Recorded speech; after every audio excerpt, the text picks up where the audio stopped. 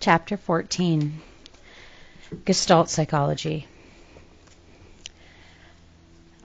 About the same time that behaviorists rebelled against structuralism and functionalism in the United States, a group of young German psychologists were changing German psychology. Whereas the focus of behaviorist attacks was against the study of consciousness, these Germans assaulted Wundt's elementism. Just as the behaviorists arose from the functionalists, this new German psychology was built upon the insights of Brentano's act psychology and Würzburg's school that said consciousness could not be reduced to the elements without distorting the true meaning of the experience. For them, the type of conscious experience Wundt and the structuralists investigated was artificial. These young psychologists believed that we do not experience things in isolated pieces, but in meaningful, intact configurations. We do not see patches of green, blue, and red. We see people, cars, trees, and clouds. These meaningful, intact conscious experiences are what psychology should concentrate on. Because the German word for configuration or form is Gestalt, this new type of psychology was called Gestalt Psychology. The Gestaltists were opposed to any type of elementism in psychology, whether it be the type Wundt and the structuralist practice, or the type the behaviorist practice, in their search for the SR associations. The attempt to reduce either conscious or behavior to the basic elements is called the molecular approach. To psychology, and psychologists such as Wundt, Titchener, Pavlov, and Watson use this kind of approach. The Gestaltists argued that the molar approach should be taken. Taking the molar approach in studying consciousness would mean concentrating on the phenomenological experience, the mental experience as it occurred in the native observer, without further analysis. The term phenomenon means that which appears and that which is given, or phenomenology is the study of which naturally appears in consciousness, or that which is not naturally appearing in consciousness. Taking the molar or the phenomenological approach while studying the behavior means concentrating on goal-directed, purposive behavior. We saw in the last chapter that under the influence of Gestalt psychology, Tolman chose to study this type of behavior. As we will see, the Gestaltists attempted to show that in every aspect of psychology it is more beneficial to concentrate on the wholes, the Gestaltian plural of Gestalt, than that of the parts, the atoms and the elements. Those taking the molar approach to the study of behavior or psychological phenomenon are called holists, in contrast to elementists or atomists, who study complex phenomenon by seeking simpler components that compose the phenomenon. The Gestaltists were holists. Antecedents to Gestalt psychology. We've mentioned Brentano and the Würzburgers as forerunners to Gestalt psychology, but the roots run deeper. Immanuel Kant. This prototypical rationalist believed that conscious experience is the result of interaction between sensory stimulation and the actions or the faculties of the mind. In other words, the mind adds structure to the conscious experience that sensory stimulation does not provide. If the phrase faculties of the mind is replaced by characteristics of the brain, there's considerable agreement between Kant and the Gestaltists. Both believe that conscious experience cannot be reduced to sensory stimulation. But for both, conscious experience is different from the elements that compose it. Therefore, looking for one-to-one correspondence between sensory events and conscious experience is doomed to failure. For Kant and the Gestaltists, an important difference exists between perception and sensation. This difference arises because our minds, Kant, or our brains, the Gestaltists, filter sensory experience, making it more structured and organized and thus more meaningful. A collection of raw sensations, shapes, hues, textures become the familiar perception of this textbook. Ernest Mach.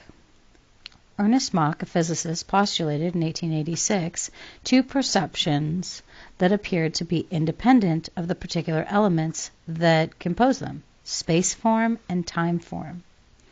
For example, one experiences the form of a circle, whether the actual circle presented is large, small, red, blue, bright, or dull. The experience of circleness is therefore an example of space form. Similarly, a melody is recognized as the same Similarly, a melody is recognized as the same no matter what key or tempo it's played in. Thus, a melody, for example, is an example of time form. Mach was making an important point that a wide variety of sensory elements can give rise to the same perception. Therefore, at least some perceptions are independent of any particular cluster of sensory elements, an idea that would be developed at length within Gestalt psychology. Christian von Ernfels. Christian von Ernfels, 1859 to 1932, studied in Vienna with Brentano, and in 1890 wrote a paper called Über Gestalt Qualitäten, on Gestalt qualities. This is German, sorry. Slaughter that. About this paper, Smith in 94 says, almost all of the theoretical and conceptual issues which subsequently came to be associated with the Gestalt idea are treated at some point, at least in passing. Max Wertheimer, the founder of Gestalt psychology, took several courses from Enferels.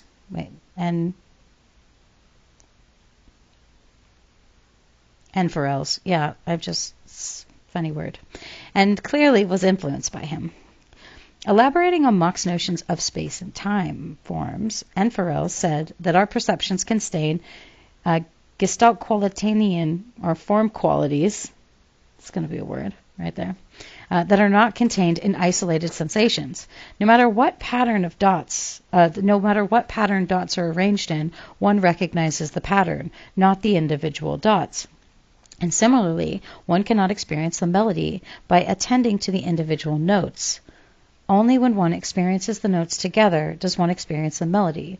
So for both Mach and Enferels, form is something that emerges from the elements of sensation. Their position was similar to one John Stuart Mills had taken many years earlier with his ideas of mental chemistry. Mill had suggested that when sensations fuse, a new sensation totally unlike those of which it is composed of could emerge. Developments in physics. Because the properties of magnetic fields were difficult to understand in terms of the mechanistic, elementistic view of the Galilean Newtonian physics, some physicists turned to the study of force fields, in which all events are interrelated. Wolfgang Kohler, one of the leading Gestalt psychologists, was well versed in physics and had even studied for a while under Max Planck,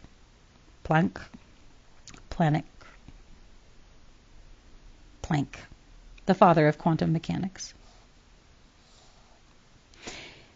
In fact, it is accurate to say that Gestalt psychology represented an effort to model psychology after the field theory instead of Newtonian physics. Beyond Mach and physics, Kant and Enferels, several of the Gestaltists were students of Strumpf and Berlin. Additionally, the American William James was clearly part of the zeitgeist that gave rise to Gestalt psychology. Okay, recall in his Principles, James frequently sought to align the phenomenological experience with the underlying physiology, which we will see was also the aim of Gestalt psychology. Founding of Gestalt psychology. In 1910, Max Wertheimer was on a train, and he was on his way to Vienna on vacation, to a vacation on the Rhineland, where he had an idea. The idea was our perceptions are structured in ways that sensory stimulation is not. that is, our perceptions, are different from the sensations that comprise them. To further explore this notion, Wertheimer got off the train in Frankfurt, bought a toy stroboscope, a device that allows still pictures to be flashed in such a way that makes them appear to move, and began to experiment in a hotel room. Clearly, Wertheimer was perceiving motion where none actually existed. To examine this phenomenon in further detail, he went to the University of Frankfurt, where his tachyscope,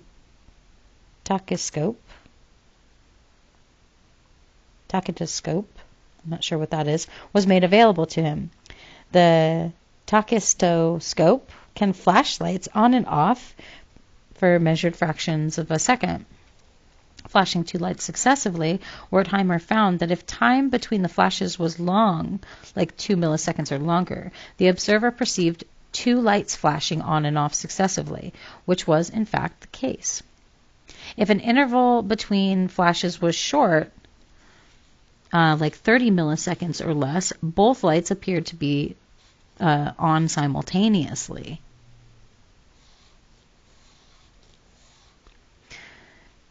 But if the interval between the flashes was about 60 milliseconds, it appeared that one light was moving from one position to another. Wertheimer called this apparent movement the phi phenomenon. And in his 1912 article, Experimental Studies of the Perception of Movement, describing this phenomenon is usually taken as the formal beginning of the school of Gestalt Psychology.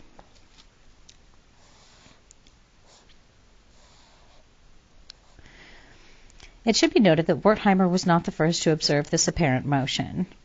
As early as 1824, Peter Roget presented a paper on the topic to the Royal Society of London.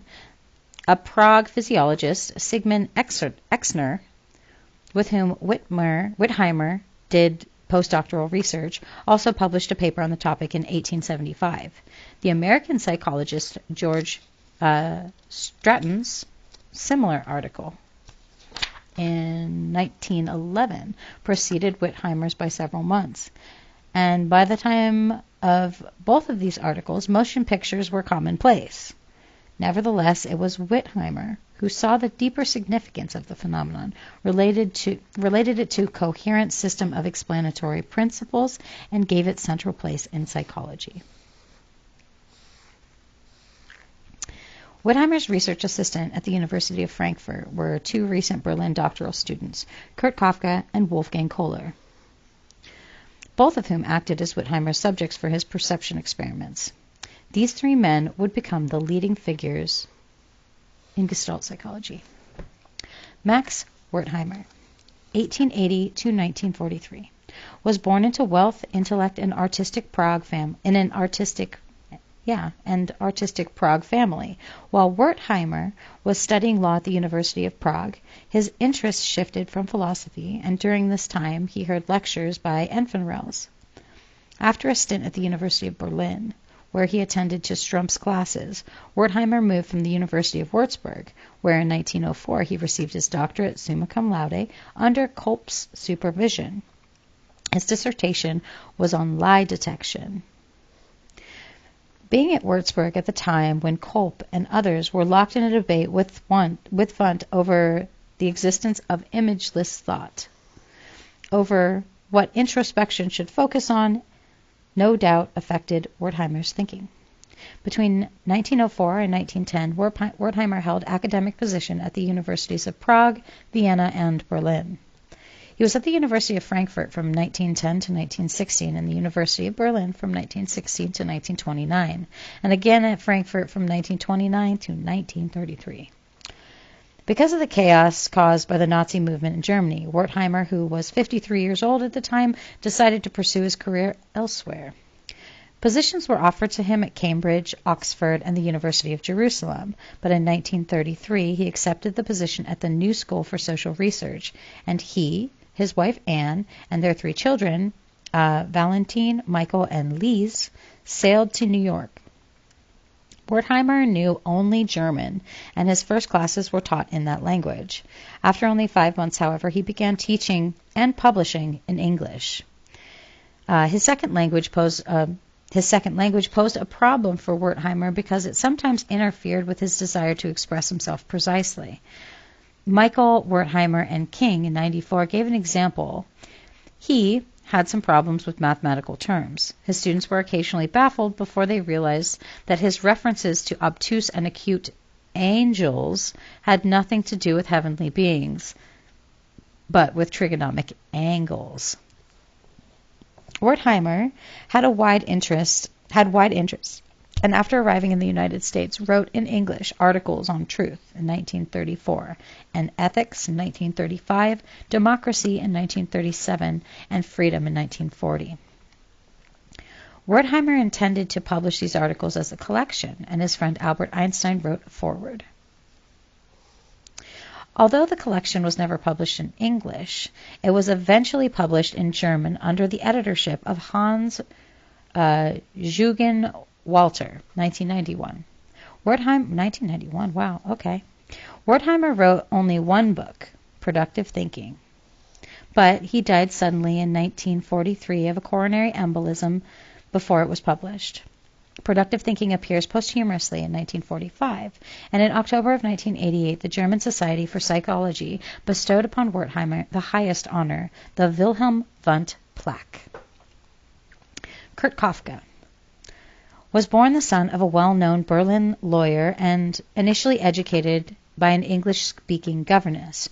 Kurt Koffka, 1886 to 1941, later received his doctorate from the University of Berlin in 1908 under the supervision of Strumpf. Koffka served as an assistant at Würzburg and at Frankfurt before accepting a position at the University of Gießen in central Germany, where he remained until 1924. During his stay at the University of Frankfurt, Koffka began his long association with Wertheimer and Kohler, and in 1924 he came to the United States after holding visiting professorship at Cornell and the University of Wisconsin. He accepted a position at Smith College in Northampton, Massachusetts, where he remained until he died. As you may recall, it was also at Smith where Koffka influenced the ecological behaviorism of J.J. Gibson. In 1922, Koffka wrote an article in English on Gestalt Psychology, published in the Psychological Bulletin. The article was titled Perception, an Introduction to Gestalt Theory. This article is believed to have been responsible for most U.S. psychologists erroneously assuming that This article is believed to be responsible for most U.S. psychologists erroneously assuming that Gestaltists were interested only in perception.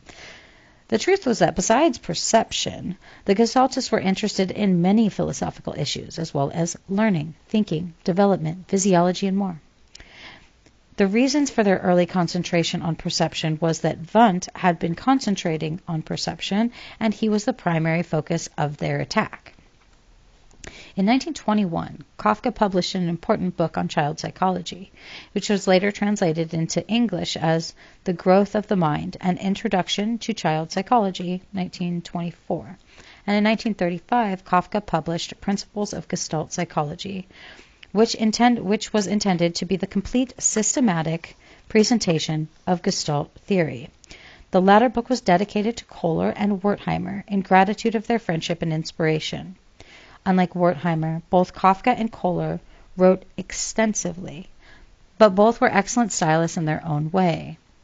Koffka was a man that women found attractive, and his writing style was directed towards making Gestalt psychology interesting to a wide audience, especially for 19-year-old girls. What a guy. Wolfgang Kohler. Wolfgang Kohler, 1887 to 1967, was born in Reval, Estonia, and received his doctorate in 1909 from the University of Berlin. Like Koffka, Kohler worked under the supervision of Strumpf, and in 1909 Kohler went to the University of Frankfurt, where a year later he would participate with Wertheimer and Koffka in the research that was to launch the Gestalt movement. Kohler's collaboration with Koffka and Wertheimer was temporarily interrupted in 1913. The Prussian Academy of Sciences invited him to go to its anthropod station in Tenerife, one of the Canary Islands, to study chimpanzees. Shortly after his arrival, World War I began, and his stay on Tenerife was prolonged for 7 years. While at the Arthropod Station, Kohler concentrated his study on the nature of learning in chimpanzees. He summarized his observations in The Mentality of Apes in 1917. Psychologist Ronald Lay in 1990 suggests that Kohler did more than observe chimpanzees on the Tenerife. The Canary Islands are unlike any place to establish an arthropod research station, because chimpanzees are not native to the region. The German Cameroons, a German colony in Africa, or a large zoo in Germany, would have been more of a logical location. Lay speculates that Kohler's reason for being in such a remote place was to observe British shipping activity for the German military.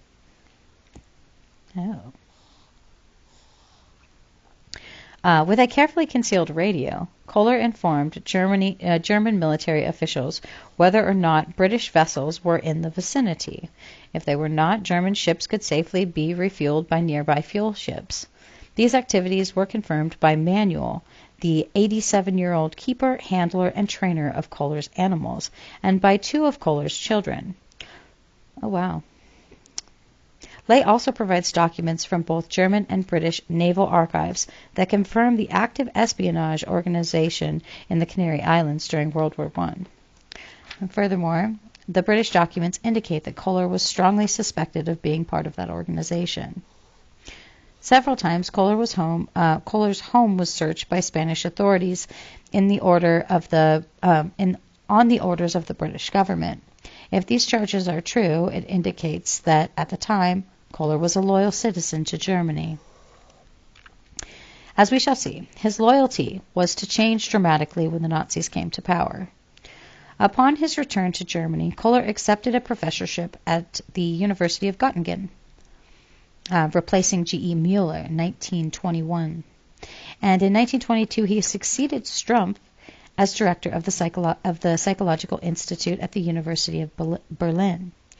He was a prestigious appointment, and it gave Gestalt Psychology international recognition. Kohler's directorship, is a Freudian slip right there, directorship was interrupted twice by trips to the United States. He was a visiting professor at Clark University in 1925 to 1926, a William James lecturer at Harvard 1934 to 35, and then a visiting professor at the University of Chicago. His Gestalt Psychology in 1929 was written in English and was especially intended for his U.S. psychologists. Like James, Kohler was highly critical of Fechner and offered psychophysics as an example of what could happen if measurement preceded understanding of what is being measured. Apparently, Fechner was convinced that measuring as such would make a science out of psychology. Today, we can no longer doubt that thousands of quantitative psychophysical experiments were made almost in vain. No one knew precisely what he was measuring. Nobody had studied the mental processes upon which the whole procedure was built. Kohler believed that U.S. psychologists were making a similar mistake in their widespread acceptance of operationism. He gave an example of operational definition of intelligence in terms of performance on intelligence tests. Here he said the measurements are precise, as they were in Fechner's work, but it is not clear exactly what is being measured. In the quotation that follows, note the similarity between Kohler's in 1929 criticisms of the use of IQ tests than those of Binet. See Chapter 10. On the whole, the test scores show satisfactory correlation between achievements in both school and subsequent life. This very success, however, contains a grave danger. These tests do not show the scientific process actually what scientific process actually participate in the test achievements. These scores are mere numbers which allow many different interpretations. Figuratively speaking, a given score may mean degree 3 of intelligence, together with degree 1 of accuracy and with degree 4 of ambition and degree 3 of quickness of fatigue, but it may also mean that intelligence, 6, accuracy 2, ambition 1, and quickness of fatigue 4, and so forth. This combinations of certain components in a variety of proportions may give precisely the same IQ. Obviously, this matters. A child ought to be treated according to the nature and strength of the specific factors of which cooperate in establishing his total IQ. This is not a new criticism, of course, but in view of the influence which the tests have gained in our schools, it must be repeated. We are still too much easily satisfied with our tests because as quantitative procedures, they look so pleasantly scientific. Back in Germany, the Nazis were harassing institutions of higher learning and professors, and Kohler's attitude towards the fatherland changed dramatically. Kohler complained bitterly, and on April 28, 1933, published the last article that publicly criticized the Nazis. In the following excerpt from that article, Kohler, who was not Jewish, commented that the Nazi wholesale dismissal of Jews from universities and other positions. One of my friends told me the greatest German experimental physicist of the present time is Frank. Many believe that he is our greatest experimental physicist of our age. Frank is a Jew, an unusually kind human being. Until a few days ago, he was a professor at Göttingen, an honor to Germany, and the envy of international scientific community. Perhaps the dismissal of Frank shows the deepest reason why all these people are not joining the party. They feel a moral imposition.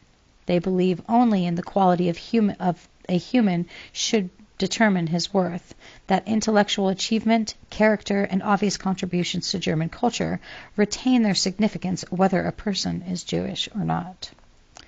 Eventually, the Nazi menace became too unbearable, and in 1935, Kohler immigrated to the United States.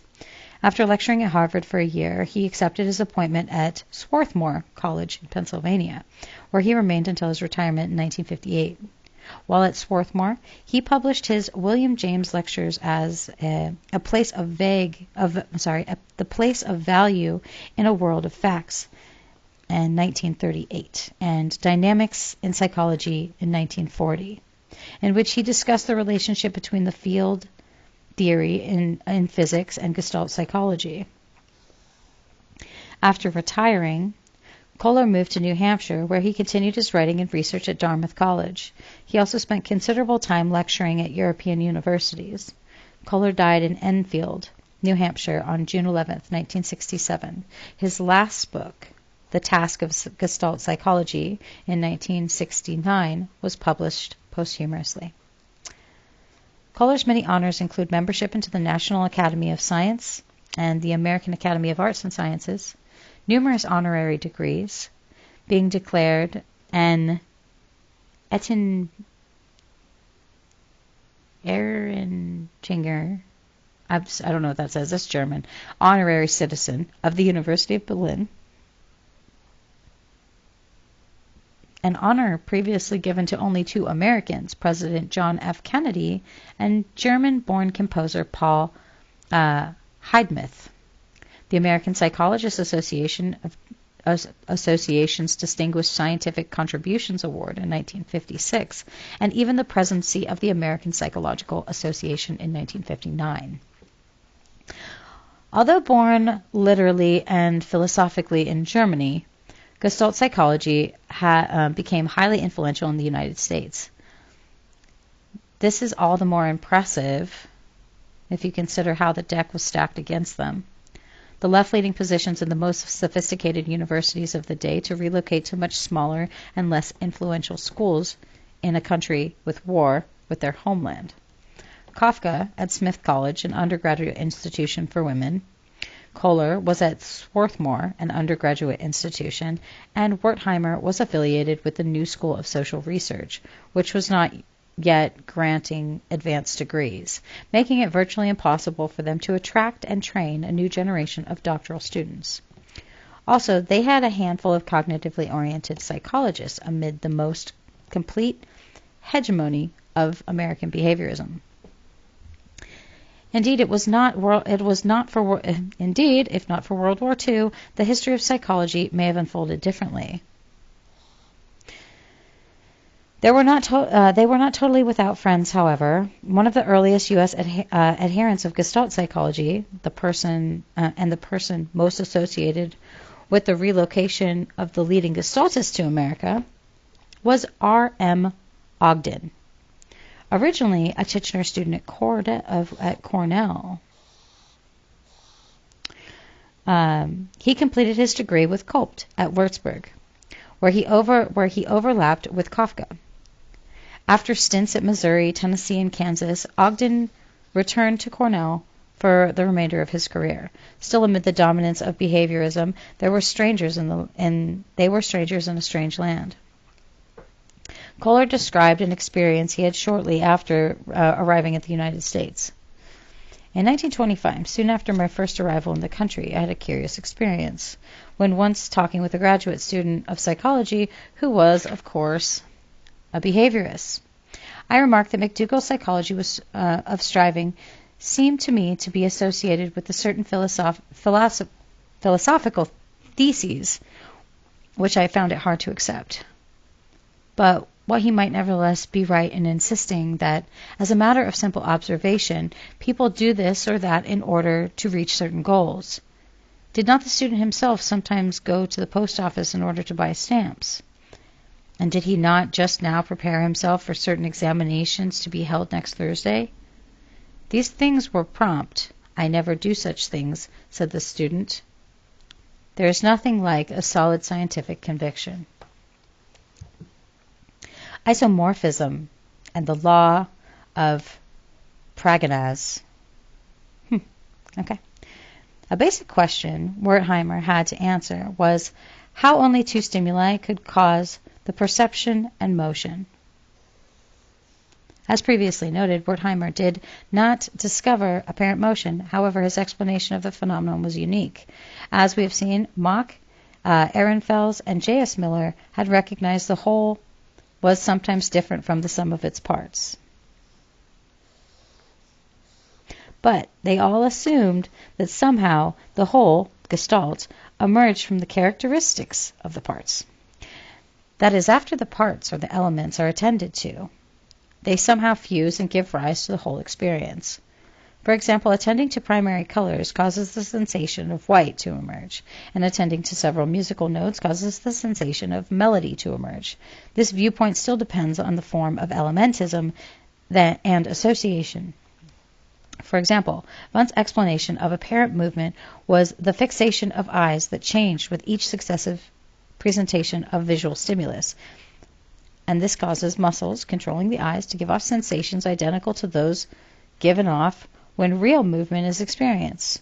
Thus, because of past experience with such sensations, association, one experiences what appears to be movement, because with apparent movement, the sensation of movement is not contained in the sensations that cause it.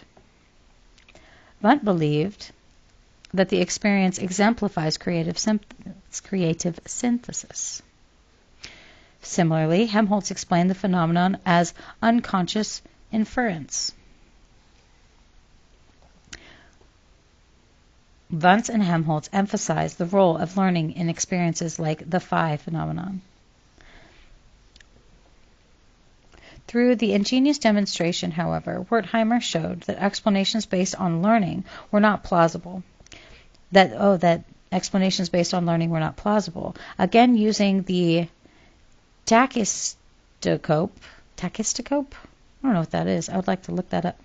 He showed that the phi phenomenon could occur in two directions at the same time. Three lights were arranged as shown in figure 14.1. The light at the center was flashing on, and shortly thereafter the two other lights were flashing on, both at the same time.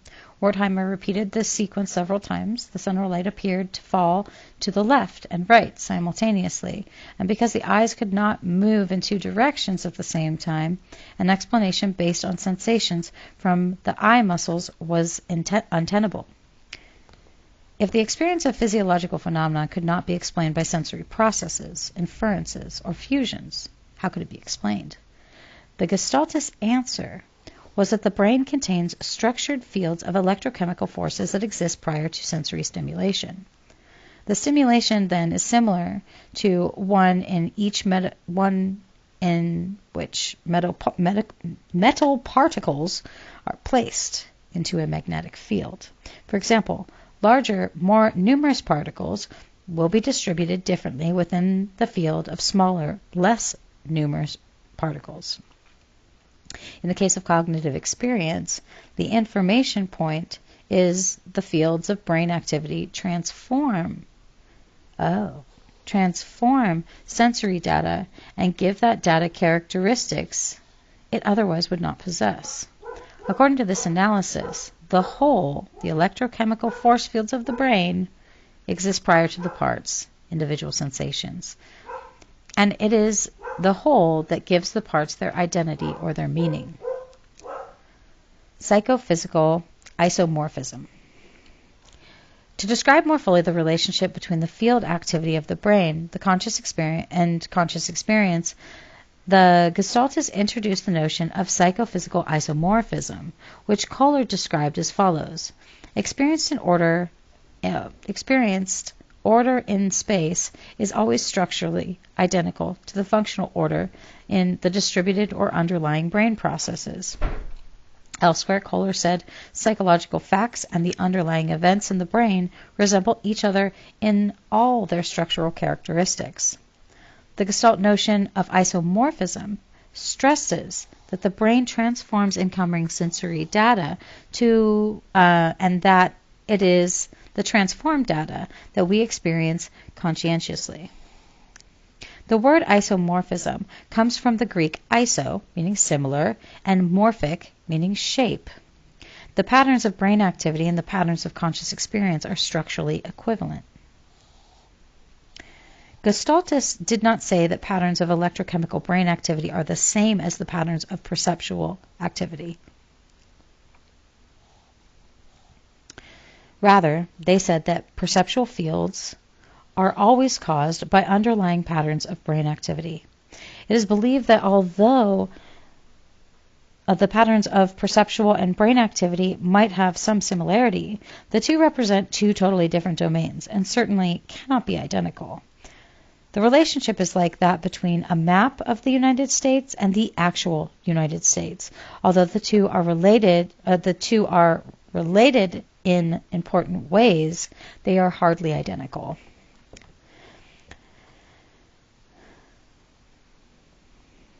The constancy hypothesis. With their notion of isomorphism, the Gestaltists oppose the constancy hypothesis, according to which there is a one-to-one correspondence between the environmental stimuli and sensation. This one-to-one correspondence did not mean that sensations necessarily reflect accurately what is being present physically. The psychophysicists, Helmholtz, Wundt, and the structuralists all accepted the constancy hypothesis, while recognizing that large discrepancies could exist between the psychological experience and the physical events that cause them. Rather, the constancy hypothesis contends that individual physical events cause individual sensations and that these sensations remain isolated unless acted on by one or more of the laws of association or, in Wundt's case, are intentionally rearranged. This hypothesis was accepted by most British and French empiricists and was the cornerstone of Titchener's structuralism.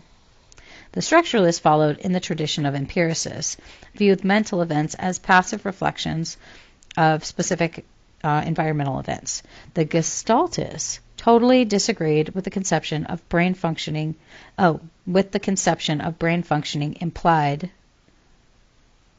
implied by the consistency hypothesis. By rejecting the constancy hypothesis, the Gestaltists rejected the empirical philosophy in which the schools of structuralism, functionalism, and behaviorism were based. Instead, as we have seen, the Gestaltists employed field theory in their analysis of brain functioning. In any physical system, energy is distributed in a lawful way, and the brain is a physical system, and the brain is a physical system. Michael Wertheimer in 1987 elaborates this point.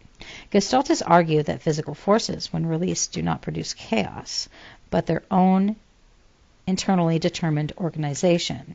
The nervous system, similarly, is not characterized by machine-like connections of tubes, grooves, wires, or switchboards, but the brain, too, like almost all other physical systems, exhibit the dynamic self-distribution of physical forces. Thus, instead of viewing the brain as a passive receiver and recorder of sensory information, the Gestaltists viewed the brain as dynamic configuration of forces that transforms sensory information. They believe that incoming sensory data interacts with force fields within the brain to cause fields of mental activity. And like the underlying physical fields of the brain, these mental fields are organized configurations. The nature of mental configurations depends on the totality of the incoming stimulation and the nature of force fields within the brain. Any configurations that occur in the fields of the brain activity should be experienced as perceptions, psychophysical isomorphism. So, top-down analysis. According to Gestaltists, organized brain activity dominates our perceptions,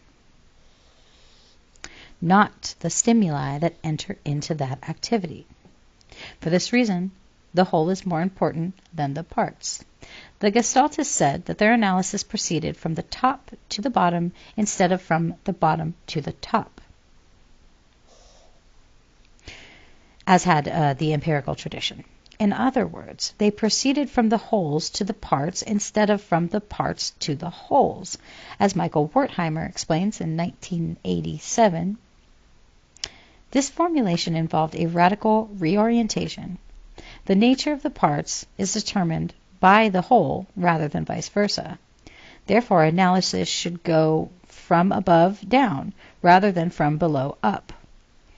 One should not begin with elements and try to synthesize the whole from them, but study the whole to see what its natural parts are. The parts of the whole are not neutral and inert, but structurally intimately related to one another. The parts of the whole are not indifferent to one another, as illustrated, for example, by a soap bubble. Change from one part results in a dramatic change of the entire configuration. This approach was applied to the understanding of a wide variety of phenomena in thinking, learning, problem-solving, perception, and philosophy, and the movement developed and spread rapidly, with violent criticisms against it from outside, as well as equally vehement attacks from outsiders from the inside. The law of Praganaz. The Gestaltists believe that the same physical forces that create configurations such as soap bubbles and magnetic fields also create configurations in the brain. The configurations of energy occurring in the physical systems always result in the total field of interacting forces, and these physical forces always distribute themselves in the most simple, symmetrical way possible. Under the circumstances, therefore, according to the principle of psychophysical isomorphism, mental experiences, too, should be simple and symmetrical. The Gestaltists summarize this relationship between force fields in the brain and cognitive experience with their law of Praganaz. The German word Praganaz has no exact English counterpart, but an approximation of full with meaning or precise. Sensory information may be fragmented and incomplete, but when the information interacts with the force fields of the brain, the resultant cognitive experience becomes complete and precise, organized, and it becomes full of meaning. So the law of Pragnas states, psychological organization will always be as good as the conditions allow under the prevailing circumstances, just as other physical force fields. The law of Pragnas asserts that all cognitive experiences will tend to be organized, symmetrical, simple, and as regular as they can be given the patterns of brain activity at any given moment. This is what as good as conditions allow means.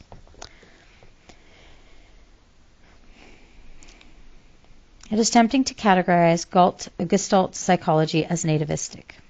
But Gestaltists saw themselves as connecting with principles more basic than biology, Kohler said. Such concepts as genes, inherited, and innate should never be mentioned when we refer to the basic dynamic processes of the nervous system. According to Kohler, what governs brain activity is not genetically controlled programs by invariant dynamics and that govern all physical systems. Perception. Perceptual constancy, not to be confused with constancy hypothesis, refers to the way we respond to objects as if they are the same, even though they are the actual simulation of our senses received may greatly vary. A man who approaches us on the street does not seem to grow larger, for example. Optical reasons he should. The circle lies in an oblique plane that does not appear as an ellipsis. It seems to remain a circle, even though its retinal image may be very flat ellipses. May be a very flat ellipses. The white object with the shadow across it, it remains white. The black paper in full light remains black, although the former may reflect much less light than the latter. Obviously, these three phenomena have something in common. The physical object as such always remains the same, while the stimulation of our eyes varies. The distance, the orientation, or the illumination of that constant object are changed. Now what we seem to experience agrees with the actual invariance of the physical object, much better than it does the varying stimulations. Hence the term constancy of size, constancy of shape, and constancy of brightness. The empiricists explain perceptual consistencies as the result of learning. The sensations, provided the objects seen at different angles, positions, and levels of illumination are different. But through experience, we learn to correct for the same differences and to respond to the objects as the same. Woodworth in 1931 described what our perceptions would be like. According to the empiricists, the influence of learning could be removed. If we could for a moment lay aside all that we had learned and see the field of view just as the eyes present it, we should see a mere mosaic of variegated spots, free of meaning, of objects, of shapes or patterns, such as the traditional associationist view of the matter. The Gestaltists disagreed. Kohler, for example, asserted that the consistencies are a direct reflection of the ongoing brain activity and not a result of sensation plus learning. The reason we experience an object as the same under varied conditions is that the relationship between the object and other objects remains the same, and therefore the mental experience or perception is the same. The Gestaltist explanation is simply an extension of the notion that psychophysical isomorphism. Using brightness consistency as an example, Bruno in 1972 nicely summarizes this point. Kohler said that brightness constancy is, it's constancy, due to the existence of real constancy, that is an existing gestalt in the environment. This gestalt is physical. Rather, there is a pattern. It is the ratio of brightness of the figure to the brightness of the ground. The ratio remains constant for sunlight and shade. Let us say that a light meter gives a reading of 10 arbitrary units for a bikini in the sun. A reading from the grass in the sun is a 5. The ratio of figure to ground is 10 by 5, or 2. Assume now that the girl in the bikini is in the shade, and the light meter gives a reading of 4 for the bikini. The grass in the shade gives a reading of 2, and the ratio of figure to ground is 4.2. 4 by 2, or 2, the same ratio as before. The ratio is the constant. The constant ratio in the environment gives rise to a pattern of excitation in the nervous system. As long as that ratio does not change, the characteristics of the pattern of excitation do not change. Thus, Kohler explains brightness constancy as directly perceived gestalt, not derived from learning or the association of senses. Perceptual Gestaltian. Through the years, the Gestaltists isolated over 100 configurations, Gestaltian, by which the visual information is arranged. We will sample only a few of them here. Okay, the figure-ground relationship. According to Danish psychologist Edgar Rubin in 1886 through 1951, the most basic type of perception is the division of the perceptual field into 2 parts. The figure, which is clear and unified, and is the object of attention, and the ground, which is diffuse, and consists of everything that is not being attended to. Such a division creates what is called a figure-ground relationship. Thus,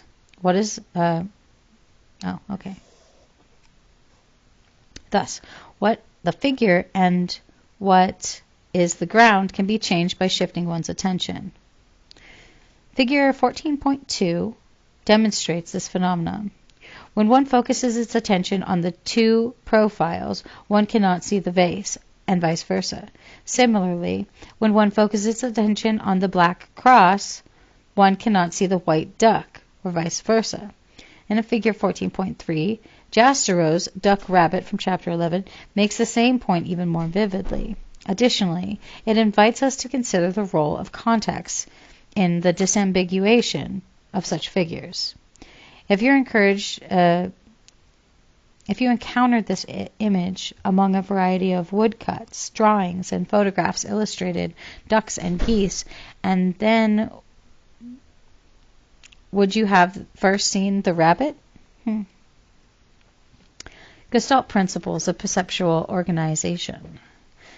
In addition to describing figure-ground perception, the Gestaltists describe the principles by which the elements of perception are organized. For example, stimuli that have continuity with one another will be experienced as a perceptual unit. To describe this principle, Wertheimer used the term...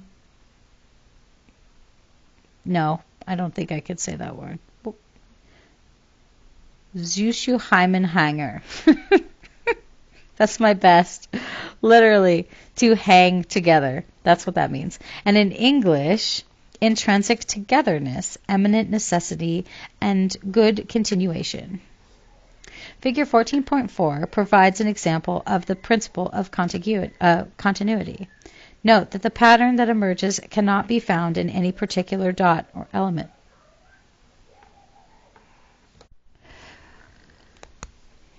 Rather, because some dots seem to be trending in the same direction, one responds to them as a configuration, Gestalt. Most people would describe this figure as consisting of 2 curved lines.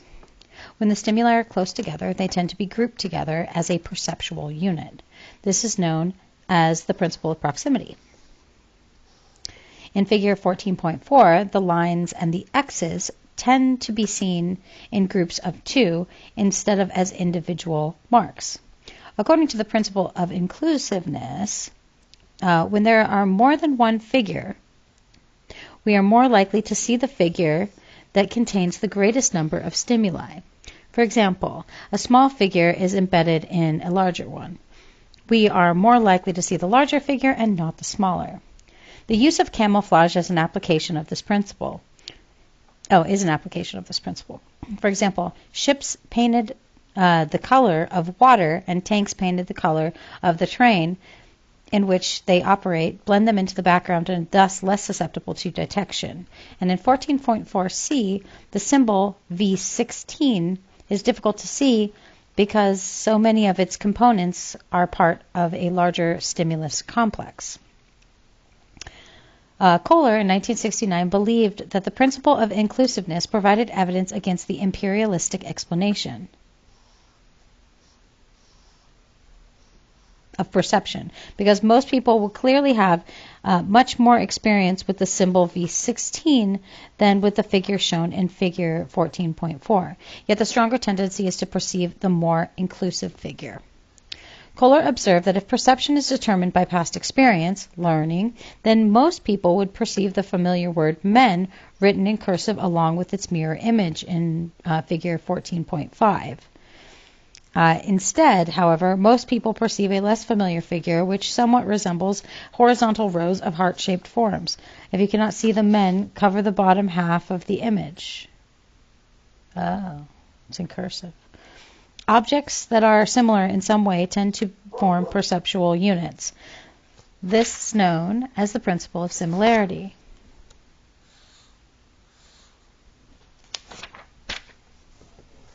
Twins, for example, stand out as a phenomenon in the crowd, and teams wearing different uniforms stand out as two groups in the field. Figure 14.4d, the stimuli that have something in common stand out as perceptual units. We naturally see the rows of X's above a set of rows of O's and X's, then columns of X's and O's below.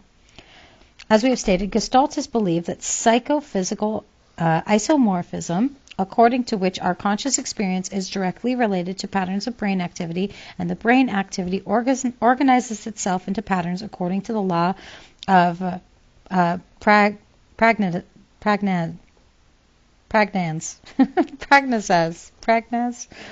I'm going to look that up. It is pronounced Pragnans. Pragnans. Okay, thus it's quite likely that the patterns of brain activity are often better organized than the stimuli who enter them. This clearly demonstrated the principle of closure, according to which incomplete figures in the physical world are perceived as complete ones. In figure 14.4e shows even if a figure have gaps in them and thus are not truly circles, triangles, or rectangles, they are nonetheless experienced as circles, triangles, or rectangles. This is because the brain transforms stimuli into organized configurations that are then experienced cognitively. And for some reason, 14.4e, we see a person on horseback. Subjective and objective reality.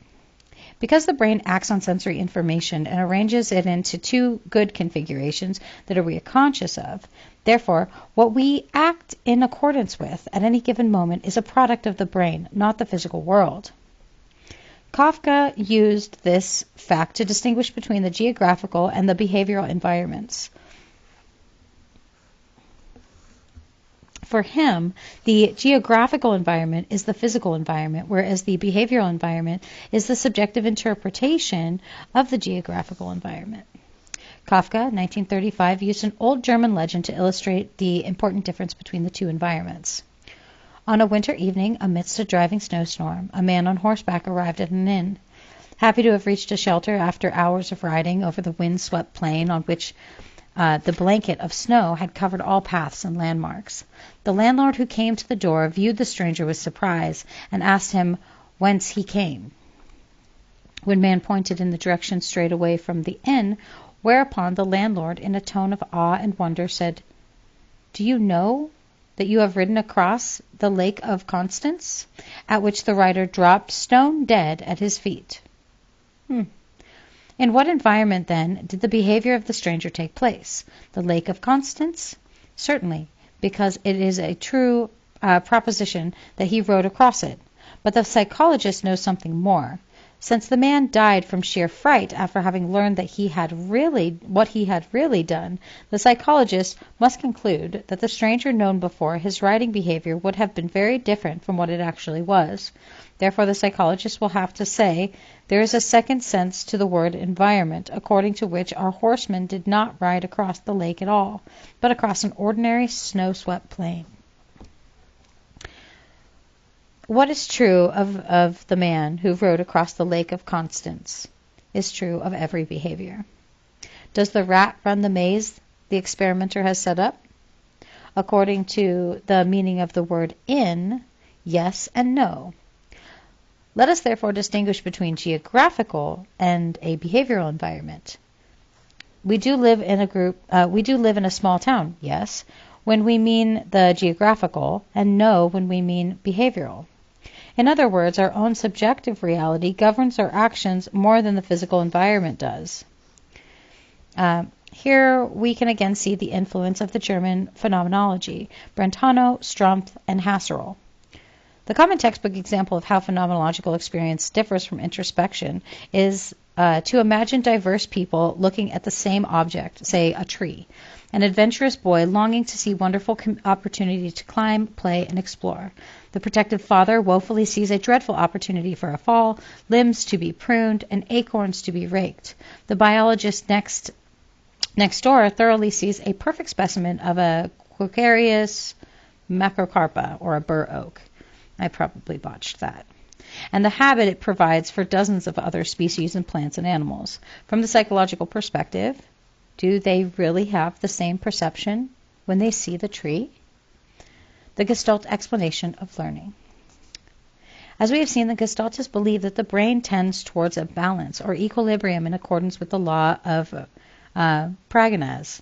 This tendency towards equilibrium continues naturally unless it's somehow disrupted. According to the Gestaltists, the existence of a problem is one of disruptive influence. If a problem is confronted, a state of disequilibrium exists until the problem is solved. Because the state of disequilibrium is unnatural, it creates a tension with motivational properties that keep the organism active until it solves the problem. Typically, an organism solves its problem perpetually by scanning the environment and cognitively trying one possible solution and then another until solved. Thus, Gestaltists emphasized cognitive trial and error as opposed to behavioral trial and error. They believe that organisms come to see solutions to problems. Insight.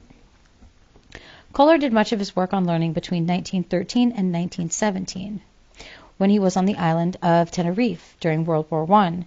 A typical experiment using apes as subjects, Kohler suspended a desired object, for example a banana, in the air just out of the animal's reach, and then he placed the objects such as boxes and sticks, which the animal could use to obtain the banana. In the animal's environment. By stacking one or more boxes under the banana or by using a stick, the animal could reach the banana. In one case, the animal needed to join two sticks together in order to reach the banana. The photographs show the problem-solving activities of some of Kohler's apes.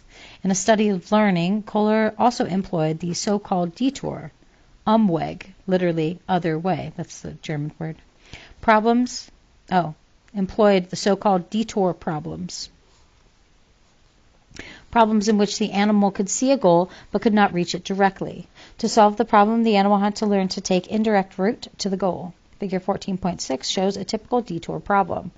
Kohler found that although chickens had great difficulty in such problems, apes solved them with ease. Kohler noted that during the problem's pre-solution period, the animal appeared to weigh the situation, that is, to test various hypotheses. This is what Tolman referred to as cognitive or vicarious trial and error. And then at some point, the animal achieved insight into the solution and behaved according to that insight. For Gestaltists, a problem can exist in only two stages.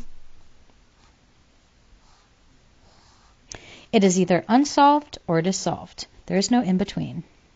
According to the Gestaltists, the reason that Thorndike and others had found what appeared to be incremental learning was that all ingredients necessary for attainment of insight had not been available to the animal. But if the problem is presented to an organism along with those things necessary for the problem solution, insightful learning typically occurs. According to the Gestaltists, insightful learning is much more desirable than learning achieved through either rote memorization or behavioral trial and error. Hergenhahn and Olson, 2005, summarized the conclusions that the Gestaltists reached about insightful learning. Insightful learning is usually regarded as has 4 characteristics. 1, the transition from pre-solution to solution is sudden and complete. 2, performance based on solution gained by insight is usually smooth and free of errors. 3, a solution to a problem gained by insight is retained for a considerable length of time. And 4, principle gained by insight is easily applied to other problems. Transposition. To explore further into the nature of learning, Kohler used chickens as subjects. In one experiment, he placed a white sheet and a gray sheet of paper on the ground and covered both with grain. If a chicken pecked at the grain on the white sheet, it is shooed away. But if it pecked on the grain on the gray sheet, it is allowed to eat. After many trials, the chickens learned to peck at the grain on only the gray sheet. The question is, what did the animal learn? Thorndike, Hall, and Skinner would say that reinforcement strengthened the response of eating off of the gray paper. To explain the question, Kohler proceeded with a two-phase of his experiment.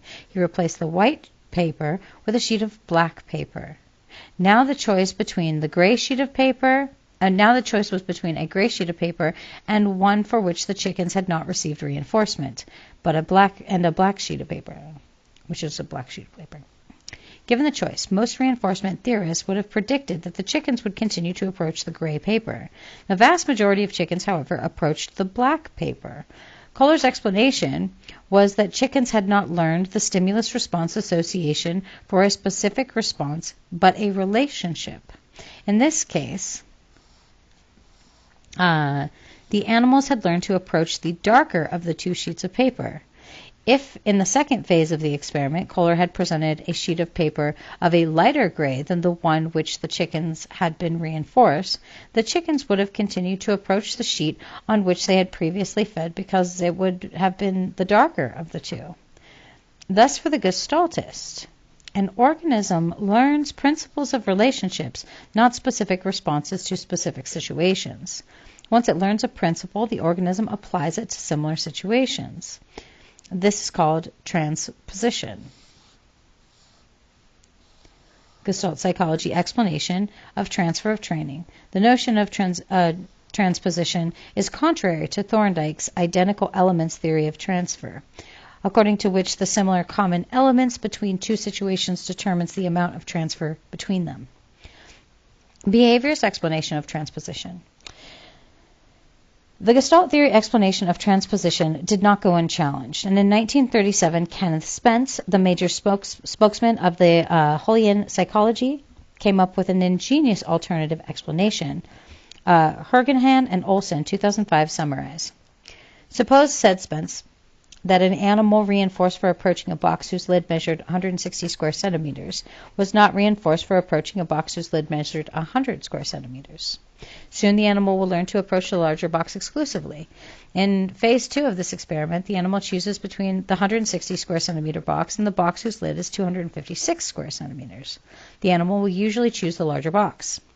Even though the animal had been reinforced specifically to choose the other one, the 160 square centimeter one, during phase 1. This finding seems to support the relational learning point of view. Spence's behavioristic explanation assumed that the tendency to approach the positive stimulus and the generalization of this tendency is stronger than the tendency to avoid the negative stimulus and the generalization of this tendency. What behavior occurs will be determined by the algebraic summation of the positive and negative tendencies. Whenever there is a choice between 2 stimuli, the one eliciting the greatest net approach tendency will be chosen. In the first phase of Spence's experiment, the animal chose the 160 square centimeter box over the 100 square centimeter box because of the net positive tendency was 51.7 for the former and 29.7 for the latter. In phase 2, the 256 square centimeter box was chosen over the 160 square centimeter box because the net positive tendency was 72.1 for the former and still 51.7 for the latter. Spence's explanation had the advantage of predicting the circumstances under which transposition would not occur, although interestingly, neither the Gestalt nor the more complex behaviorist alternative can predict all transpositional phenomena.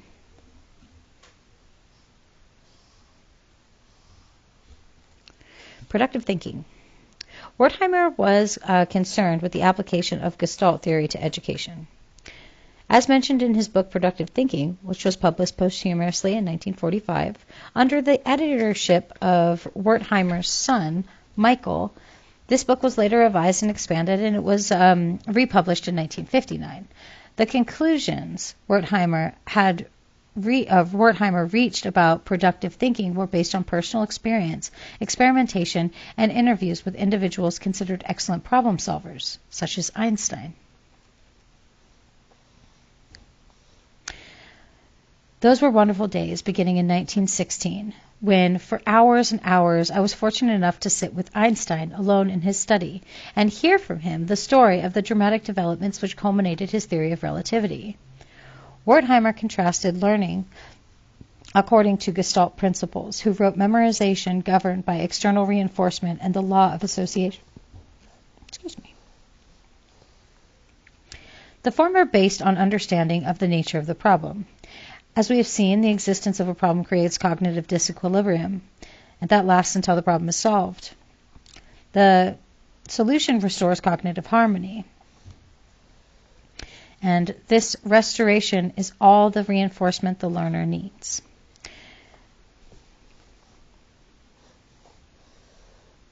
Because learning and problem solving are personally satisfying, they are all governed by intrinsic or internal reinforcement rather than extrinsic or external reinforcement. Wertheimer thought that we are motivated to learn and to solve problems because it is personally satisfying to do so, not because someone or something else reinforces us for doing so. Because learning governed by Gestalt principles is based on an understanding of the structure of the problem, it is easily remembered and generalized to other relevant situations.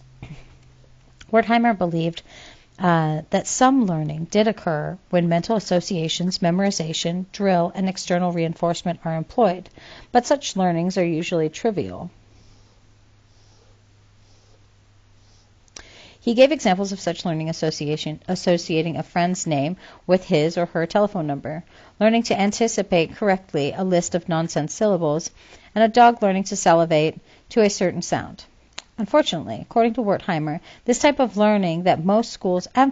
type of learning that most schools emphasize.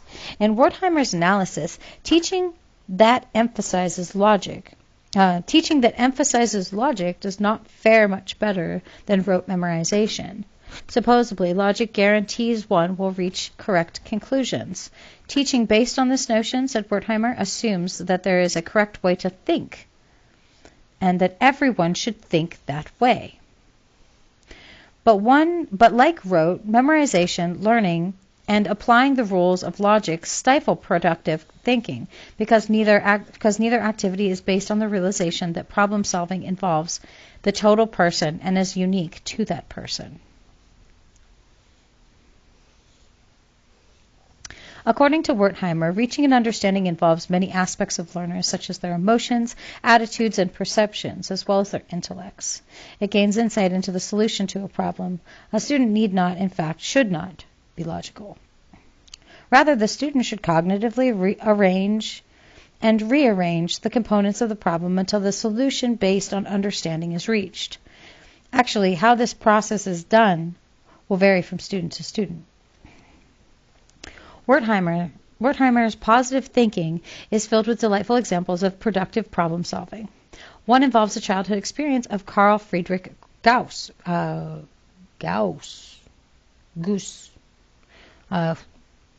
who went on to become a famous mathematician. Gauss's teacher asked the class to add the number from 1 through 10 and report the sum as soon as it was attained. While the other students were just beginning to solve the problem, Gauss raised his hand and correctly reported the sum as 55. The teacher asked Gauss how he arrived at an answer so quickly, and he said, "Had I done it by adding 1 plus 1 and 2, and then 3 to the sum, and then 4 to the new result, and so on, it would have taken a very long time. And trying to do it quickly, I would very likely have made mistakes. But you see, 1 and 10 make 11, and 2 and 9 are again, and must be 11, so on. And there are 5 such pairs. 5 times 11 makes 55. Gauss's solution was based on flexible, creative approach to problem solving rather than a standard mathematical rules. Similarly, Michael Wertheimer in 1980 describes an experiment that Katona originally performed in 1940. Katona showed subjects the following 15 digits and told them to study them for 15 seconds. With only these instructions, the people attempted to memorize these digits as possible in the allotted time. Indeed, Katona found that most subjects only could reproduce a few of the numbers correctly, and when tested a week later, most subjects remembered none. Katona asked another group of subjects to look for a pattern or theme running through the numbers. Some individuals in this group realized that 15 digits resembled the squares of the digits 1 through 9. These subjects saw the principle that they could apply to a problem and were able to reproduce all numbers correctly, not only during the experiment but also for weeks after. In fact, those individuals could no doubt reproduce a series correctly for the rest of their lives. Gauss's experience and Katona's experience thus supported Wertheimer's belief that learning and problem solving is based on Gestalt principles has many advantages over rote memorization and problem solving based on formal logic. Memory.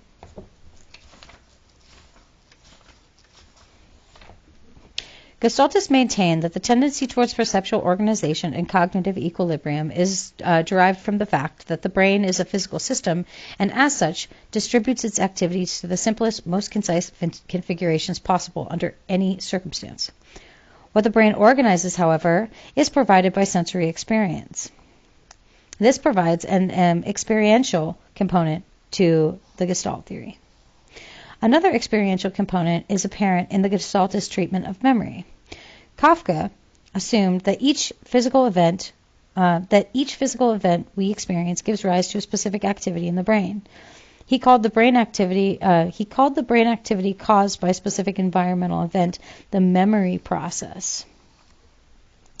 When the environmental event terminates, so does the brain activity it caused. However, the remnant of the memory process, a memory trace, remains in the brain.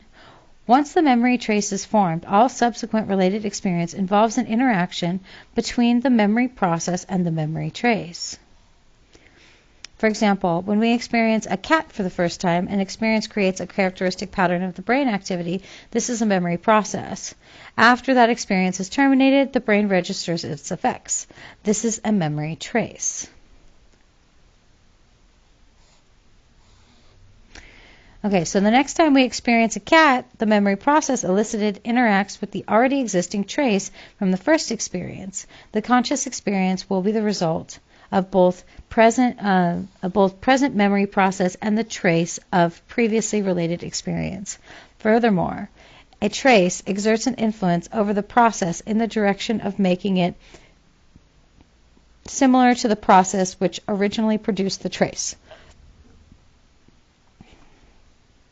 According to this analysis, if we are aware of and remember things in general terms rather than in specific characteristics, instead of seeing and remembering such things as cats, clowns, elephants, we see and remember catness, clownness, and elephantness.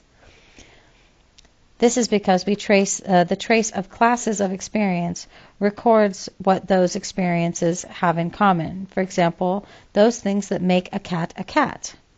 With more experience, the trace becomes more firmly established and more influential in our perceptions and memories. The individual trace gives way to a trace system, which is the consolidation of a number of interacted experiences. In other words, a trace system records all experiences with, say, cats. The interaction of traces and trace systems with ongoing brain activity, memory processes, results in our perceptions and memories being smothered and better organized than otherwise would be. For example, we remember irregular experiences as regular, incomplete experiences as complete, and unfamiliar experiences as familiar. Trace systems govern our memories of particular things, as well as general categories. For example, the memory of one's own dog, cat, or mother will tend to comprise of memories and experiences that occurred over a long period of time and under a wide variety of circumstances. Like everything else addressed by Gestalt theory, memory is governed by the law of Paganese. That is, we tend to remember the essences of our experiences. The brain operates in such a way as to make memories as simple and symmetrical as possible under the circumstances. If you have had a course in cognitive psychology, then you would see the similarity between Kafka's ideas and current considerations of concept formation and categorization and schema. Kurt Lewin's field theory. Born in Maglenau, Germany, Kurt Lewin, 1890 to 1947, received his doctorate in 1914 from the University of Berlin under the supervision of Strom. After several years of military service for which he earned Germany's Iron Cross, Lewin returned to the University of Berlin, where he held various positions until 1932, where he worked with Wertheimer, Kafka, and Kohler. Although Lewin was usually not considered a founder of Gestalt psychology, he was an early disciple, and most of his work can be seen in the extension or application of Gestalt principles on the topics of motivation, personality, and group dynamics. Lewin was a visiting lecturer at Stanford University in 1932, and from 1933 to 1935 at Cornell. And in 1935, he became affiliated with Child Welfare Station at the University of Iowa and a professor of child psychology. And in 1944, he created and directed the Research Center for Group Dynamics at the Massachusetts Institute of Technology. Lewin was always energetic and well-liked. Rensis Likert, 1903 to 1981, of the Likert scale, fame called him a great scientist, a great teacher, and a great man in 1947. Although Lewin died only 3 years after starting his work on group dynamics, the influence of his work was profound and is still evident in psychology today. Patno, in 1988, for example, provides a number of interviews with prominent experimental social psychologists who were either directly or indirectly influenced by Lewin. Lewin in 1935 distinguished between Aristotle's view of nature and emphasizes inner essences and categories, and Galileo's view, which emphasizes outer causation and the dynamics of forces. For Aristotle, various natural objects fall into categories according to their essence, and everything that members of a certain category have in common defines the essence of the members of that category. Unless external forces interfere, all members of a category have innate tendency to manifest their essence. For example, all elephants would be, unless inferred by accidental circumstances, manifest the essence of elephantness. In this world of distinct classes, internal forces drive the members of the classes to become what their essence dictates they must become. Aristotle saw individual differences as distortions caused by external forces, inferring with an object or organism's natural growth tendencies. He emphasized the common attributes that members of certain class possess, not their differences. According to Lewin, Galileo revolutionized science when he changed the notion of causation. For Galileo, the behavior of an object or organism is determined by the total forces acting on that object or organism at the moment. For example, whether a body falls or not, and if it falls, how fast, is determined by the total circumstances and not the innate tendency for heavy bodies to fall and lighter ones to rise. For Galileo, causation springs from the inner essences, but not from inner essences, but from physical forces. Thus, he eliminated the idea of distinct categories characterized by their own essences and their own associated drives. The interaction of natural forces causes everything that happens. There are no accidents. Even so-called unique events are totally comprehensible if the dynamic forces acting on them are known. So, for Lewin, in 1935, too much psychology was still Aristotelian. Psychologists were still seeking inner determinants of behavior, such as instincts, and still attempting to place people in distinct categories, such as normal and abnormal. Lewin saw stage theories as extensions of Aristotelian thinking. For example, a theory that says average 2-year-olds act in certain ways and average 3-year-olds act in other ways. Any theory attempting to classify people into types was also seen as exemplifying Aristotelian thinking.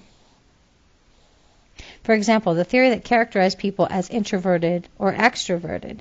According to Lewin, when Galileo's conception of causation is employed, all of these distinct categories vanished and were replaced with the conception of universal causation, the view that everything that occurs is a function of the total influences occurring in the moment.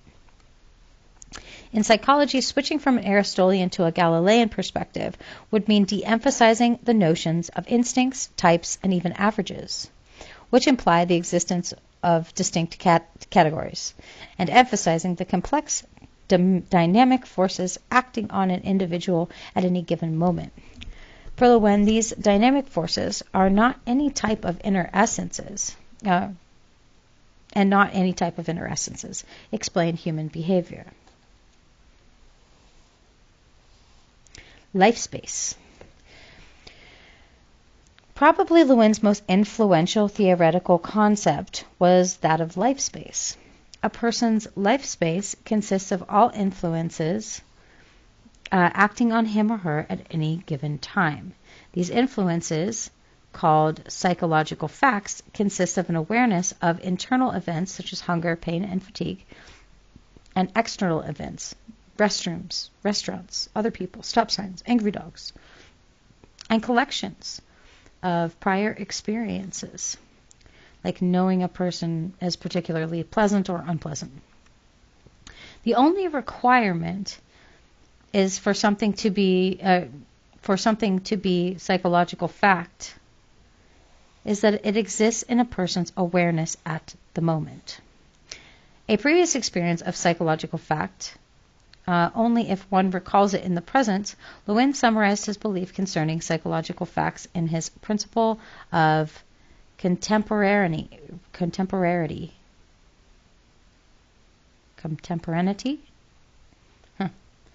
which states that only those facts that are currently present in the life space can influence a person's thinking and behavior.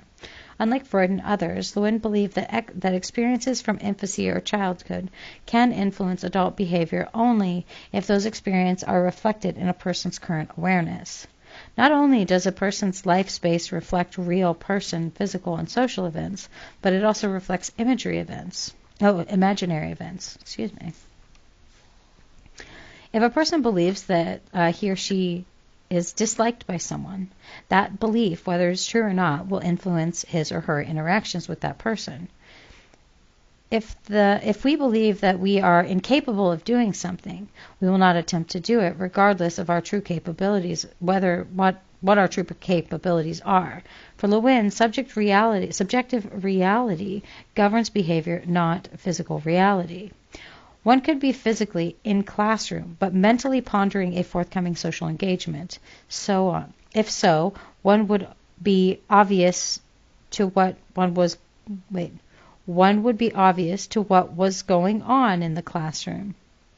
Again, Lewin believed that a person's thinking and behavior at any given moment are governed by the totality of the psychological facts, real or imagined, present and totally constitutes the person's life space. According to Lewin, If a need arises, the life space is articulated with facts that are relevant to the satisfaction of that need. For example, if one is hungry, psychological facts related to obtaining and ingesting food can dominate one's life space. Some facts facilitate the satisfaction of the need, such as having money or the availability of food, and some facts inhibit its satisfaction, having other urgent commitments and being on a restrictive diet. Often two or more needs can exist simultaneously. The articulation of life space can become quite complex. The life space, then, its dynamic reflection is dynamic, reflecting not only changing needs but also dominant environmental experiences, such as hearing a doorbell ring or a person cry for help. Motivation. Like other Gestaltists, Lewin believed that people seek cognitive balance. We saw how Kohler used this assumption in his explanation of learning. Lewin used the same assumption in his explanation of motivation. According to Lewin, both biological and psychological needs cause tension in the life space, and the only way to reduce the tension is through satisfaction of the need. Psychological needs, which Lewin calls quasi-needs, include such intentions as wanting a car, wanting to go to a concert, or wanting to go to medical school. During her doctoral work under Lewin's supervision, Bulma Zeigarnik in 1927 tested Lewin's tension system hypothesis concerning motivation. According to this hypothesis, needs cause tensions that persist until the needs are satisfied.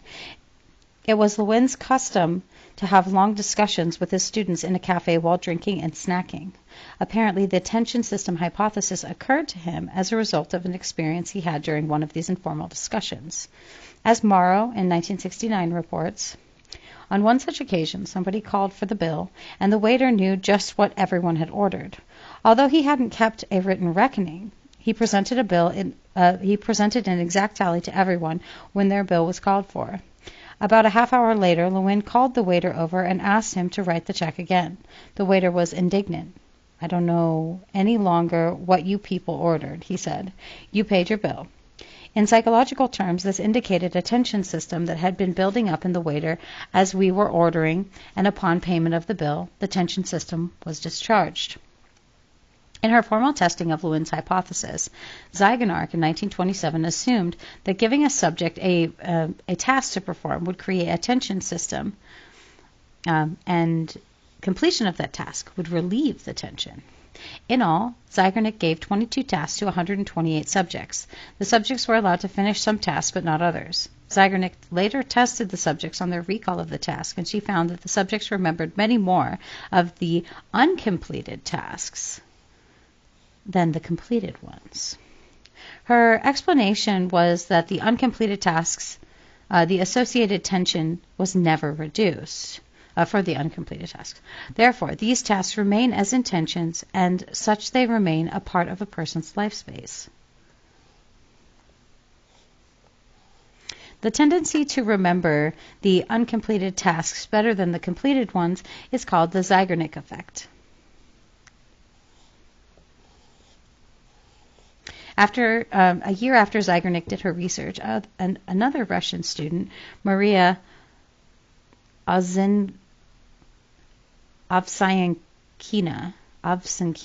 1928, who was also working under Lewin, found that individuals would rather assume interrupted tasks than completed ones. Her explanation for this was the same one that for the Zeigarnik effect. For Zeigarnik, Zunes in 95 notes that she went on to become the mother of clinical psychology in the Soviet Union. Conflict. Although the conflict that human tendencies often conflict,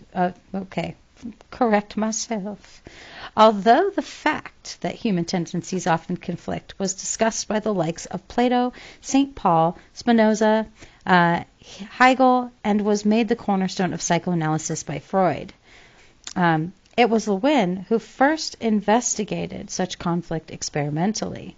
Lewin concentrated his approach on 3 types of conflict. An approach conflict occurs when a person is attracted to 2 goals at the same time, such as needing to choose 2 movies, or you want to see in the same cinema, or between 2 excellent graduate programs after being accepted for both. An avoidance conflict occurs when a person is repelled by 2 unattractive goals at the same time, such as when must get a job or not have enough money, or study for an examination or get a bad grade. An approach avoidance conflict is often the most difficult to resolve because it involves only one goal about which one has mixed feelings, such as when having a steak is an appealing idea, but it is also the most expensive item on the menu. The types of conflict Lewin studied can be symbolized in the diagram as follows, whereas the P symbolizes the person. Okay, I cannot explain that. Beyond Lewin, significant research on conflict was performed by Neil Miller, Hull's student that we introduced in the last chapter, as part of his highly regarded effort to precisely define and evaluate a number of psychoanalytic concepts within the context of learning theory. Group dynamics. In his later years, Lewin extended Gestalt principles to the behavior of groups in applied settings. His work is sometimes called action research. According to Lewin, a group can be viewed as a physical system, just like a brain. In both cases, a behavior of individual elements is determined by the configuration of the existing field of energy.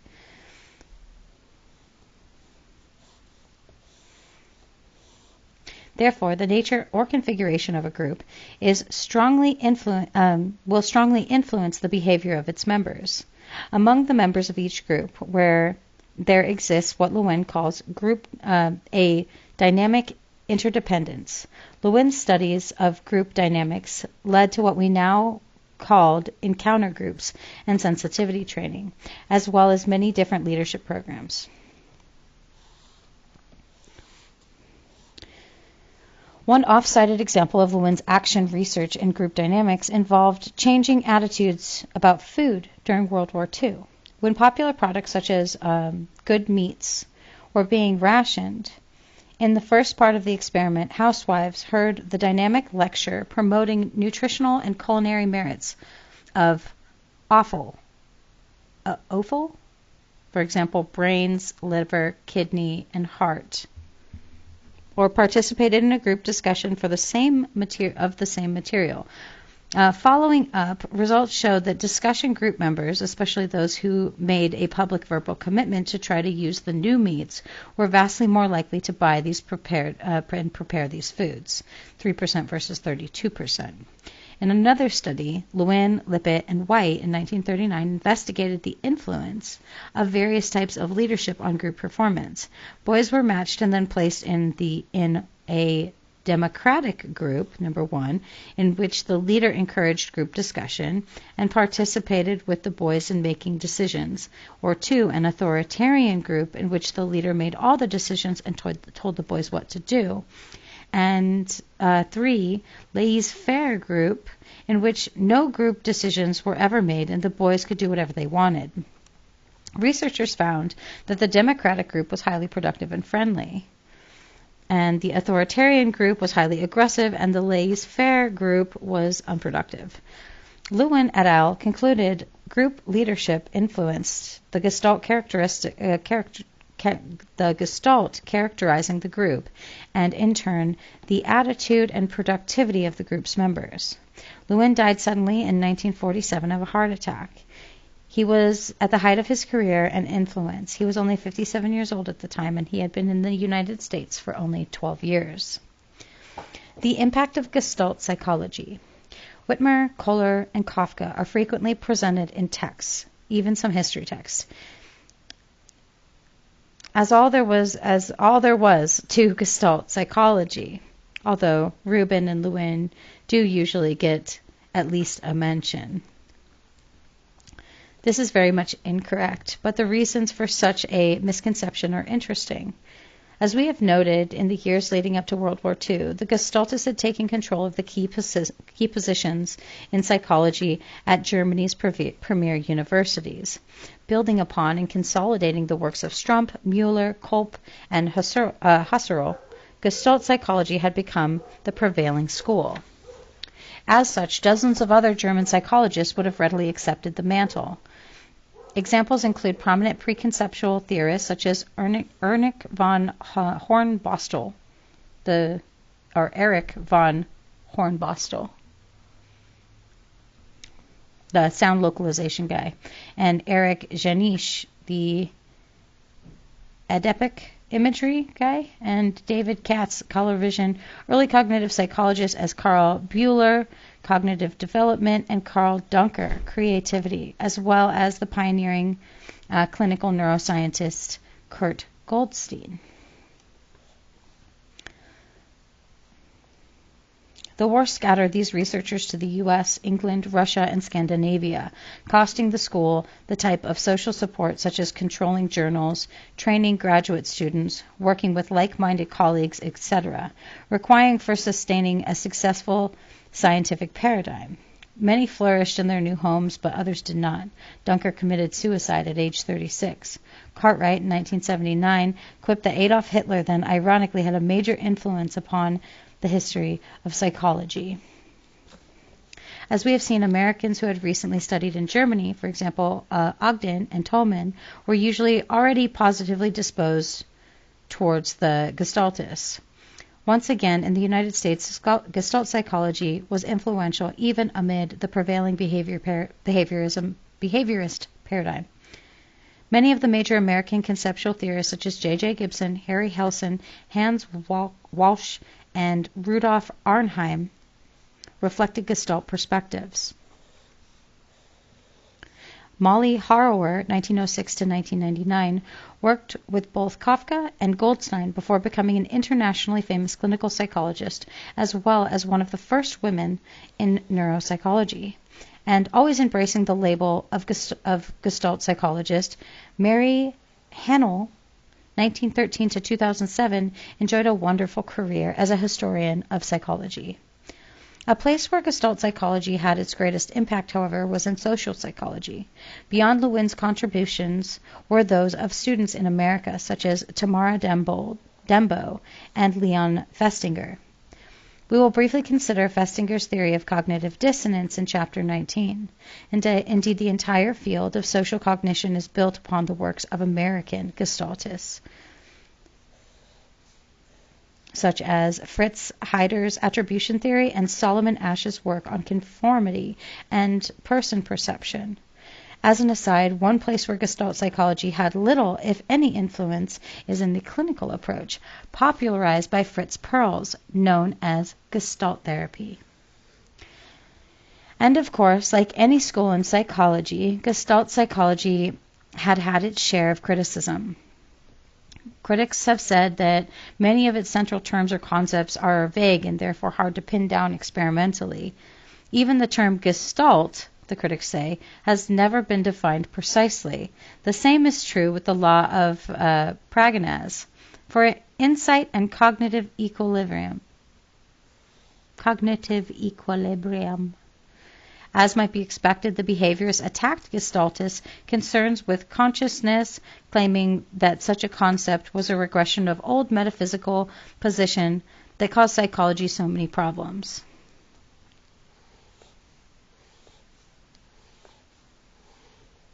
Following the discussion with Kohler on Gestalt psychology, the illustrious neuropsychologist Carl Lashley said, "Excellent work.